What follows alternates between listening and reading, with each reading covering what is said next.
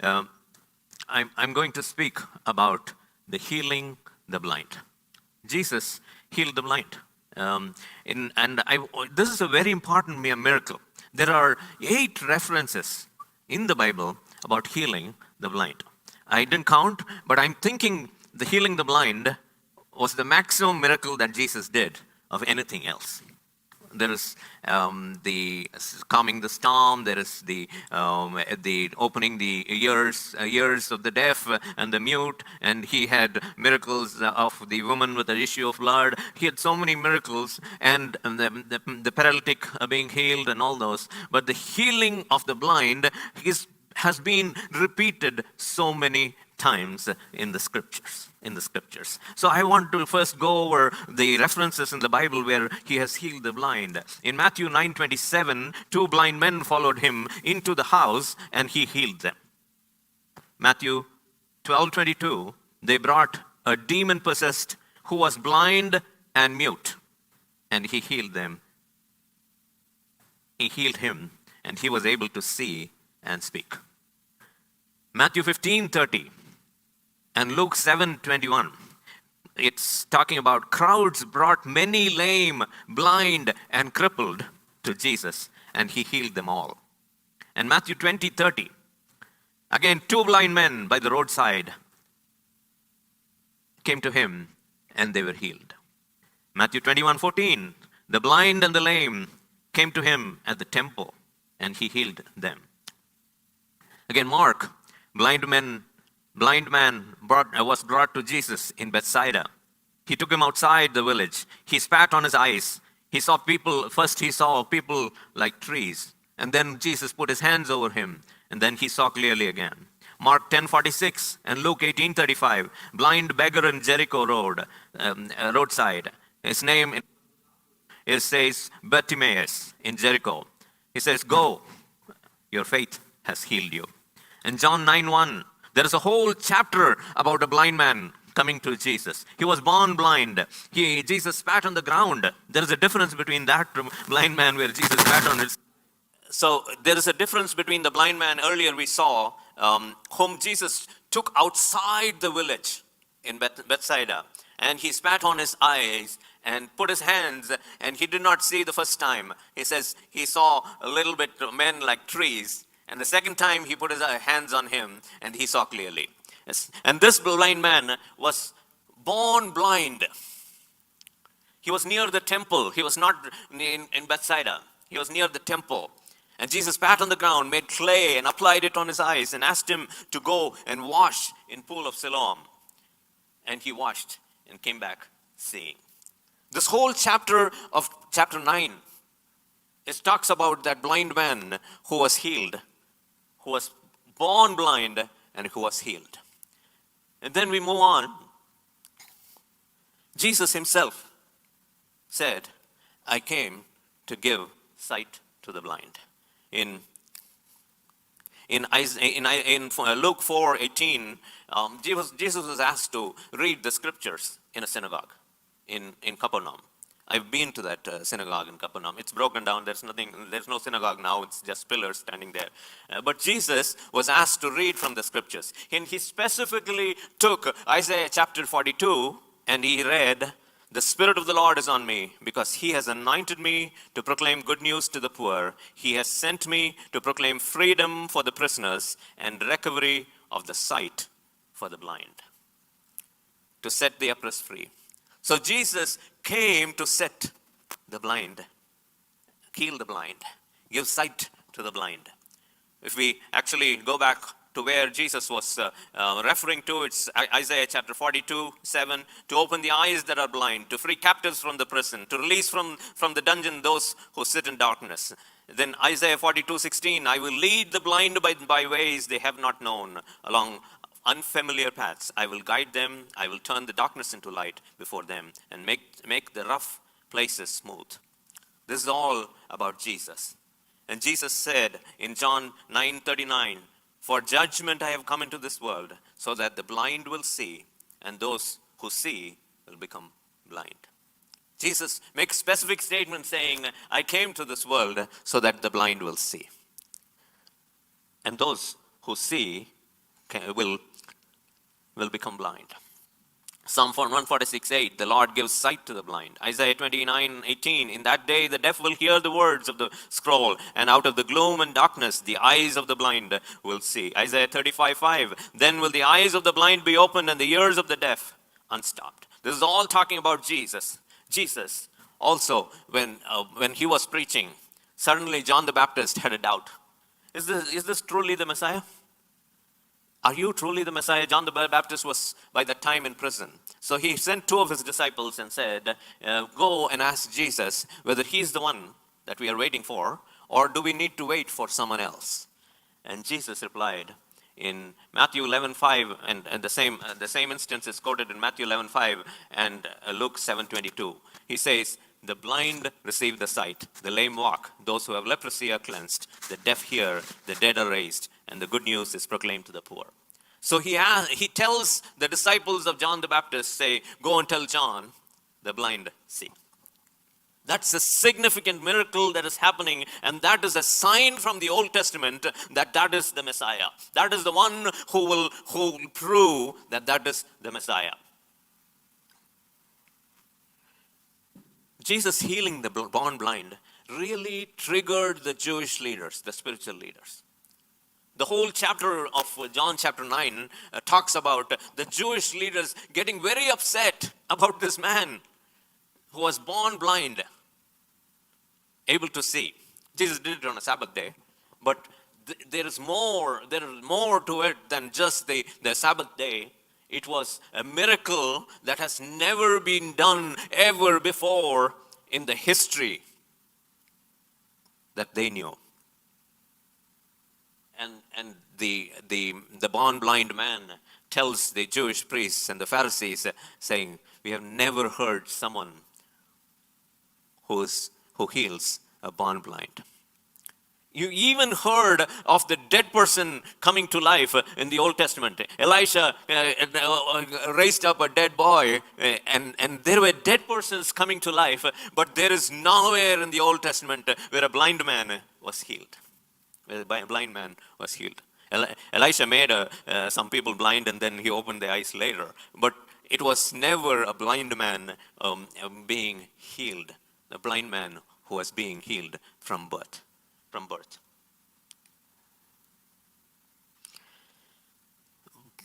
A blind man being healed triggered the Jews, triggered the disciples as well.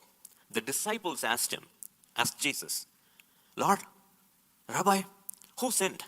This man or his parents that he was born blind? There is a trigger that happens. You see repeatedly in John chapter 9 verse 32, since the world began, it has not heard that any man opened the eyes of the one who was born blind. John chapter 9:40, some Pharisees who were with him heard him say this and asked, are we blind too? But some of them said, could not he who opened the eyes of the blind man have kept this man from dying? That is speaking of Lazarus raising. Lazarus was dead and the people were crying. Jesus was late. Not late, but he came 3 days later. And then the question that they asked was, could not this man who opened the eyes of the blind have kept this man from dying? That was their question. Crippled were healed, deaf were healed, but their question was not about the crippled. Their question was not about the deaf. Their question was not about any other healing. Their question was, he healed a blind man. Could he not have kept a man from dying? Why I go through all this? Because there is significance in the blind man eyes being opened.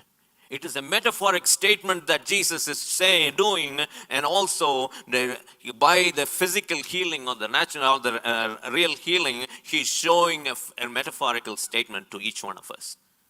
Each one of us, that there is more to healing a blind man from the blindness, and there is a blindness in each one of us. Quickly run through. In Matthew 15:14, he's told his disciples about the Pharisees, leave them.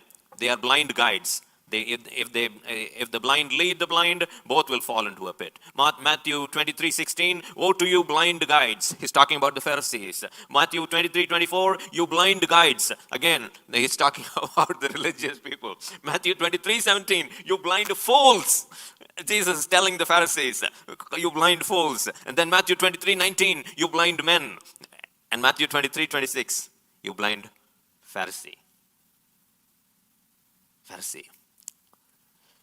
And John 9:41, when the Pharisees heard that, they said, are we really blind? He said, if you're blind, you would not be guilty of sin. But now that you claim you can see, your guilt remains. So today, what is Jesus talking about in terms of blindness? Blindness is associated with a lack of vision. He's blind to that, they'll say, right? We say somebody doesn't know something, oh, he's blind to that. Proverbs 29:18 says, where there is no vision, the people perish. Where there is no vision, people perish. When we have blindness, we can't see, right? That's all. That's the natural. When do we call a person a blind man? When he cannot see. When he doesn't have a vision. When we can see clearly, we say our vision is 20/20, right? Slowly, when it diminishes, we count it down, and we finally say, he's blind. He's blind. When there is no vision, the people perish. We need to have vision in our lives. Every person needs to have vision in our lives. We need a vision. Point number one that I'm going to talk to you about is we need a vision. Every person, God has a plan and a vision for you. Every person has a purpose in life. So many times we come to a point and say, what is the purpose in my life? What am I doing? I went to speak in a 50th anniversary of a dear brother couple of a week and a half ago, and this is 50 is an important milestone in every person's life, and that is when we think, I've already completed 50 years. I've already gone over the hill. I'm now coming downhill. What have I accomplished? I had that thing going in my mind. How long do I have? I think about my dad and mom. Oh, they lived up to in their 80s. So I have 30 more years, or 35 more years, or 40 years. That's it. I've gone over the hill. I'm now coming down the hill. And then you see, where is my vision? What purpose does God have in my life? I'm 59 now. I have one more year to go, and next birthday will be my 60th birthday. But I will encourage each one of you to think about the vision that God has placed in your life. No person sitting here doesn't have an vision. If you don't know, you need to know. If you don't know, that is what the blindness is Jesus talking about. That we are oblivious to the vision that God has placed in our life. We often quote Jeremiah 29:11.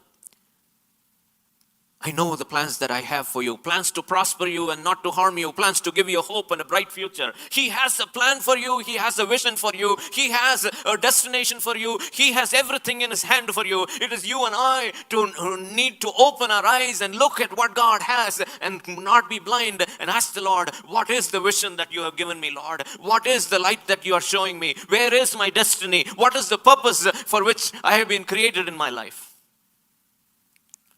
Where there is no vision, the people perish. That is what Proverbs says. So today is the time. Today is the date. Today, most of you are younger than me. Most of you are not crossed their 50. But I will encourage you to start looking at God and say, God, I need a vision in my life. I need this blindness to go.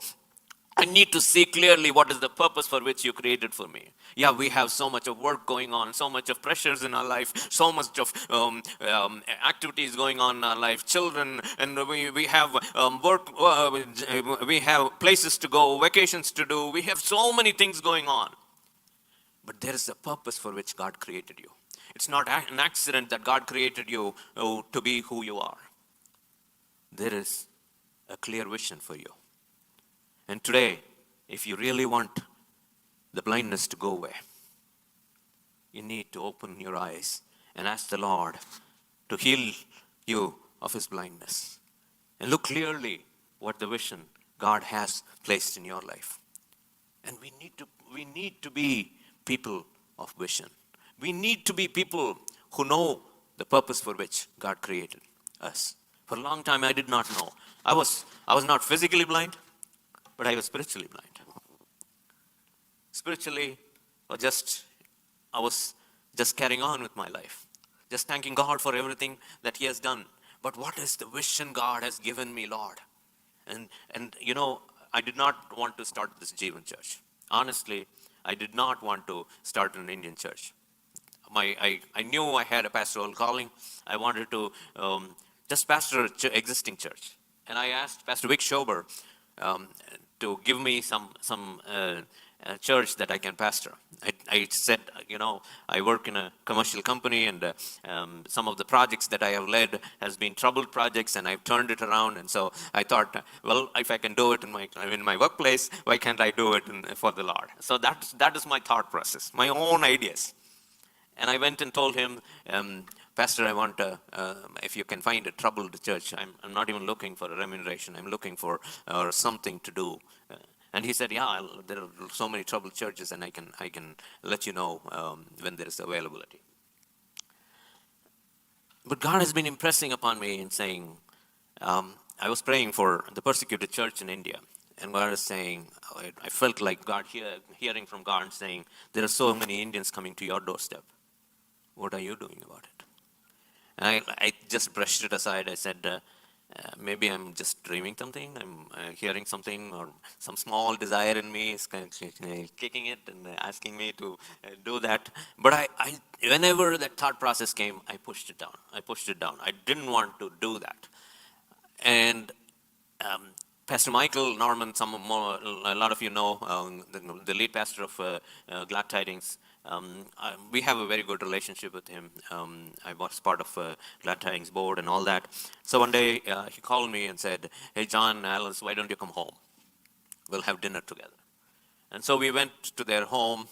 I've been to their home before for so many other things. But went there, and the first thing he asked is, when are you going to start an Indian church? I was like, why are you saying this, Pastor? I said, I feel like God is telling me to ask you that. And I said, I'm praying about it, Pastor. And he said, we have 5 campuses in Glad Tidings. Whichever you think God will show you, we'll open the door for you. Today we are so privileged and thankful that God has opened us this facility. So privileged and grateful for all the things that God has done. Everything is available for us to use in this church. They have given us the live stream, they've given us the mic systems, they've given us the lighting, AC, everything. He's given us the keys to this church. Because God has a plan and a vision. God has a plan in your life to make a difference in the kingdom of heaven. Ask God, what is the vision? What is the purpose for which you created me, Lord? What is the purpose for which I have come into your saving knowledge and grace? What is the purpose for which I stand before you? God will show you the vision. You need a vision. I need a vision. A constant reminder of where God is leading us. Tomorrow, if God says, time's up, John, move, I will move. Because I have seen God asking me to move from my comfortable place. God has moved us from New Jersey. We were comfortable there. But God said one day, move. And I've seen so many times before when I resisted, pushed back and say, God, not that place, not this thing, Lord. I want something else. But God said, this is my vision for you, my plan for you. You want blindness to go away in your life? You need to have a vision. You need to have a vision. Every one of this blind person, there is a commonality between them. There is a commonality between them. I'm coming to the second point. It says, you have to come to the vision giver. There's only one who can give you the vision, the purpose for your life. And that is your Creator. That is Jesus Christ. John 1:1 says, He created all things, and without Him was nothing created that was created. So He is your Creator. He is your vision giver. He needs to come to Him. Every one of these blind men came to Jesus. And you know what the first question Jesus asked? What do you want?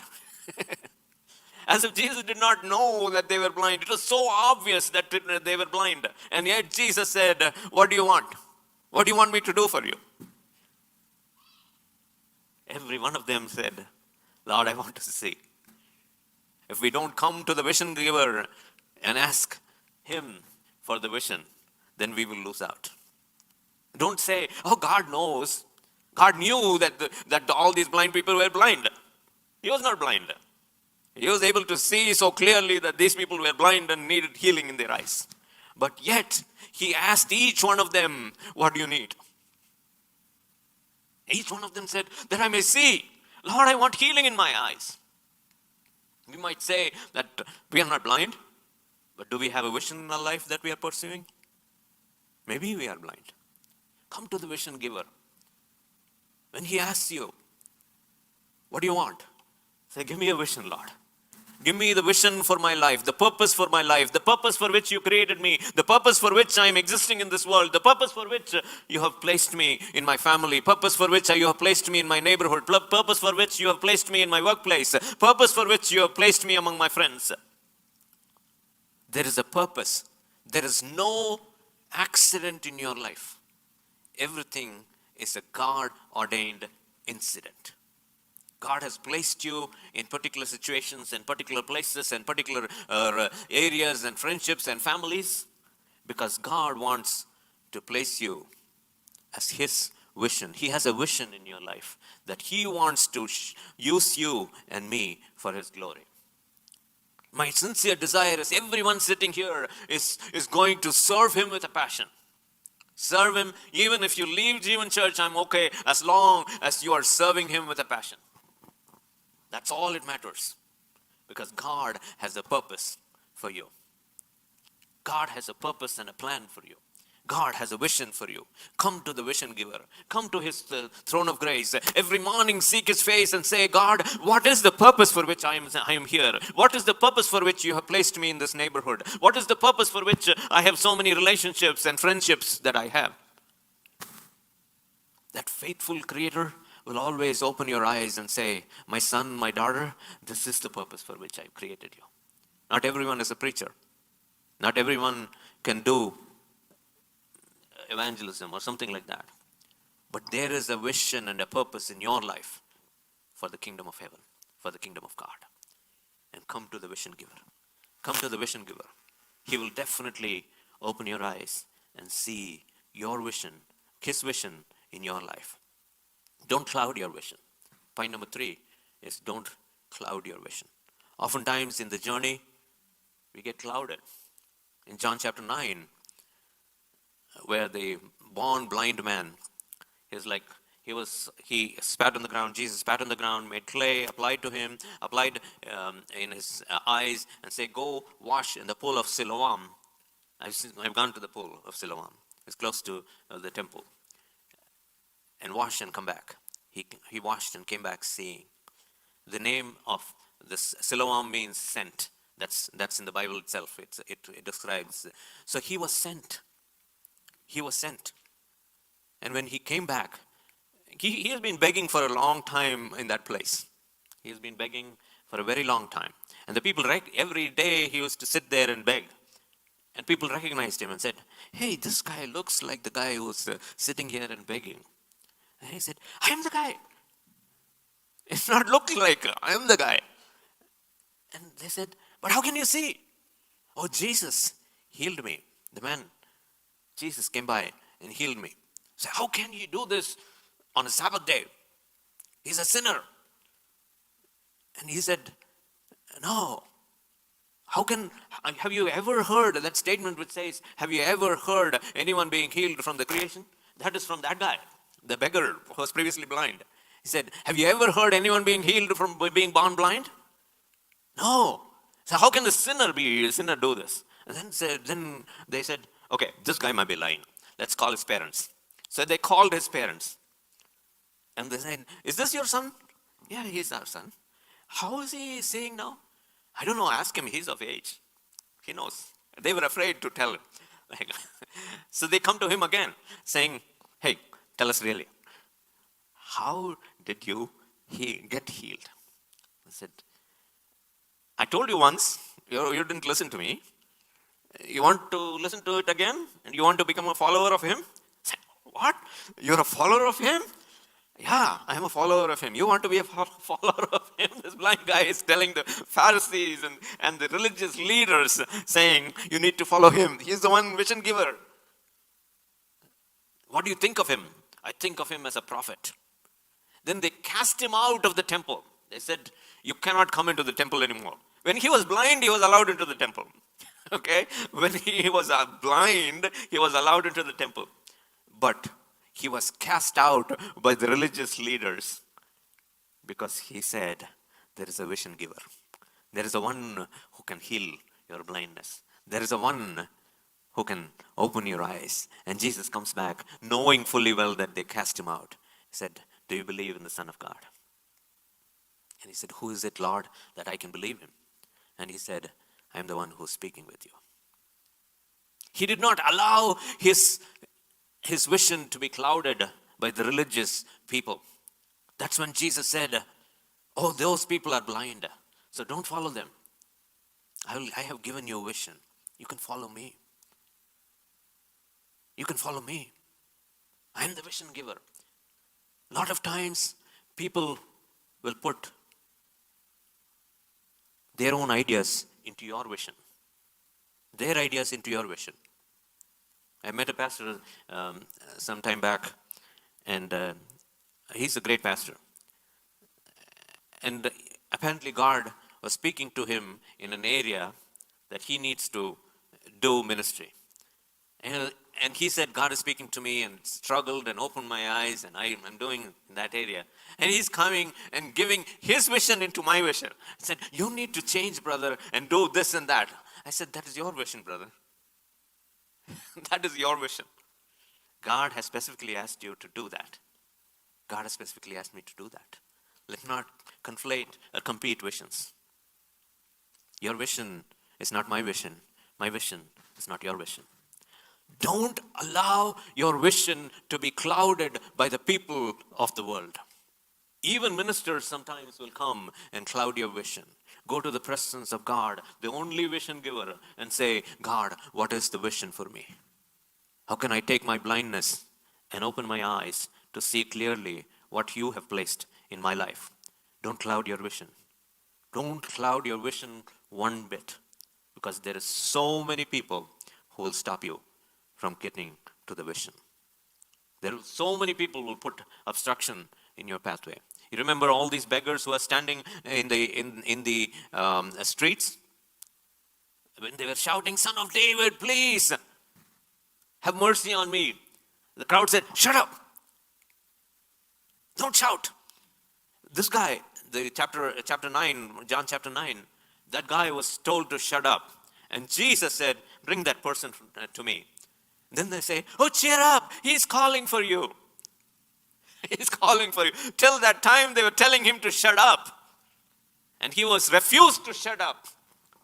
Pursue your vision with everything that you got. Don't be hindered by people who cloud your vision. Don't be hindered by people who come in your pathway and give you another vision. Don't be hindered by people who say something else and add to your vision or subtract to your vision. Go to the presence of God every time and ask him, Lord, this is the vision that you gave me. I want to pursue it with all that I've got. Everything that I've got. No matter the obstruction that comes my pathway. There were struggles when we started Jeevan Church. There are a few of you who are here who've been shouldering with us from day one. And I really appreciate them. Yet there were times where people used to come and go away, and there were only few people standing here. Sometimes it would be a question, Lord, did you really give me this vision? Did you really ask me to start this church? Did you really do this? Am I dreaming? And God will remind me, I am with you. Don't look at the people. Don't look at what is going on in front of you. He who has called you is faithful, my friend. Your vision is real. God's calling in your life is real. Open your eyes.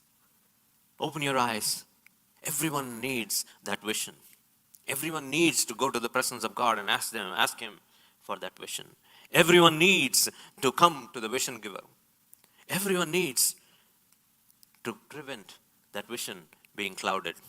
Everyone needs to pursue with everything that we got that vision.